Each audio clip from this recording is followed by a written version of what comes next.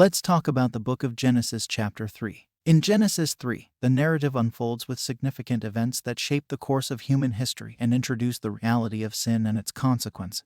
In the Garden of Eden, where the man and the woman dwelled in harmony with God, a cunning serpent appeared. It engaged the woman in a deceitful conversation, questioning God's command regarding the tree of the knowledge of good and evil. The serpent cunningly deceived the woman, convincing her that if she ate from the forbidden tree, her eyes would be opened, and she would become like God, knowing good and evil. Enticed by the desire for wisdom, the woman succumbed to temptation and ate the forbidden fruit. She also gave some to her husband, who was with her, and he ate it as well. As soon as they consumed the fruit, their eyes were opened, and they realized their nakedness. They hastily sewed fig leaves together to cover themselves, feeling ashamed and fearful in the presence of God. God, walking in the garden, called out to the man, "Where art thou?" Adam admitted his fear and revealed that he hid because of his nakedness. God inquired if he had eaten from the tree that was forbidden, and Adam admitted his transgression, shifting blame onto the woman whom God had given him. The woman, too, acknowledged her disobedience and blamed the serpent for deceiving her. God then cursed the serpent, pronouncing enmity between it and the woman's offspring.